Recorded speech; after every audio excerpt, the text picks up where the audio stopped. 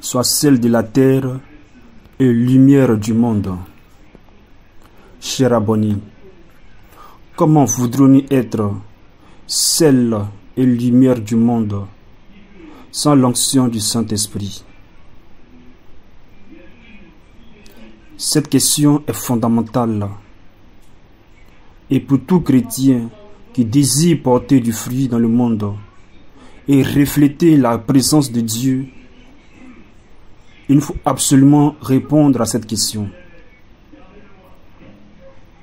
Jésus nous a appelés à être le sel de la terre et la lumière du monde. Confère Matthieu chapitre 5, versets 13 à 14. Mais pouvons-nous vraiment remplir cette mission sans être d'abord remplis de l'Esprit Saint? La réponse est non. Sans l'Esprit, le sel perd sa saveur. Le sel, sans l'onction de l'Esprit, devient fade. Il ne transforme plus, il n'interpelle plus, il ne purifie plus. De même en est-il du chrétien. Sans la puissance de l'Esprit, est un témoin affaibli, sans saveur évangélique. Il manque de cette audace, de cette force douce, mais ferme, de cette sagesse qui vient d'en haut. L'onction du Saint-Esprit, c'est ce feu intérieur qui donne goût à notre foi. C'est elle qui donne à nos paroles de devenir des paroles de vie et à nos gestes de devenir signes du royaume. Sans l'Esprit, la lumière vacille. Il faut savoir que la lumière ne vient pas de nous. Nous ne sommes pas la source. Nous n'en sommes que les porteurs. La vraie lumière, celle qui éclaire le monde, c'est le Christ vivant en nous par l'Esprit que nous avons reçu. Sans lui, nos œuvres sont stériles, nos prières sont sèches, nos projets restent humains. Comme une lampe a besoin d'huile pour brûler, notre cœur également a besoin de l'onction de l'Esprit pour briller. Ainsi, c'est l'onction qui fait toute la différence. Pour que nous devenions le sel de la terre et la lumière du monde, il nous faut absolument cette onction qui vient du Saint-Esprit. Et nous pouvons lire cela dans l'évangile de Saint Luc. Luc chapitre 4. Le verset 14. La Bible dit que Jésus, avec la puissance du Saint-Esprit, revint en Galilée, et la suite du texte dit que sa renommée le précède dans toute la Galilée. Nous voyons un peu dans cette partie de l'évangile quel est le témoignage de l'Esprit. Il est bien dit, lorsque il revient de la Galilée, avec la puissance de l'Esprit, sa renommée le précède en Galilée.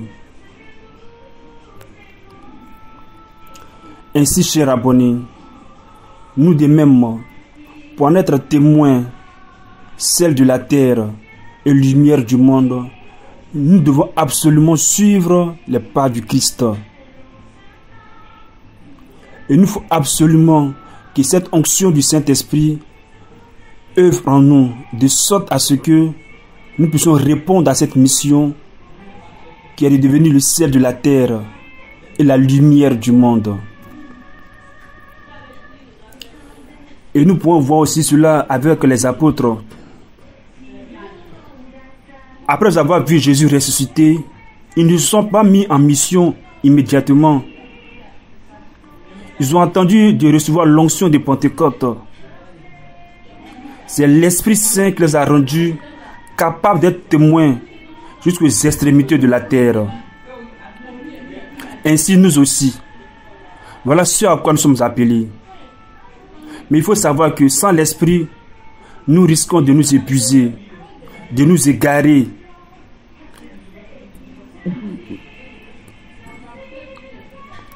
Mais avec l'esprit, nous deviendrons un canal de grâce, porteur de lumière et des messagers de la paix. Donc si tel est le cas, nous comprenons qu'il est urgent pour nous vraiment de prendre en compte cette onction que nous avons reçue depuis notre baptême. Effectivement, nous avons été baptisés, nous avons reçu cette onction-là. Et nous pouvons lire cela dans 1 Jean chapitre 2, verset 20. Je prends rapidement le verset, 1 Jean chapitre 1.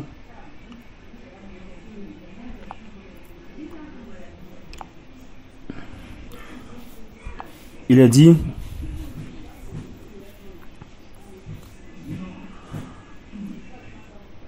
ok.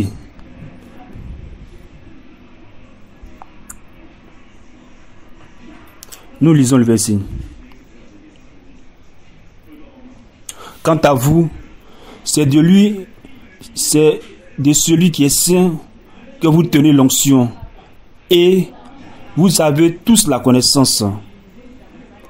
Donc au travers de 1 Jean chapitre 2 verset 20, nous comprenons que l'onction habite en nous. Et comment faire pour que cette onction-là puisse œuvrer en nous, de sorte à ce que elle nous confère sa force pour être témoin du Christ. À ce titre, j'ai fait une vidéo sur ce sujet-là, qui est l'onction comme un torrent. Et donc je vais vous laisser le lien dans la description de cette vidéo. Vous pouvez aller suivre. Chers abonnés de la chaîne Prier avec le cœur, pour être réellement témoin du Christ, par la suite être le sel de la terre et la lumière du monde, nous avons absolument besoin de cette onction-là dans notre vie.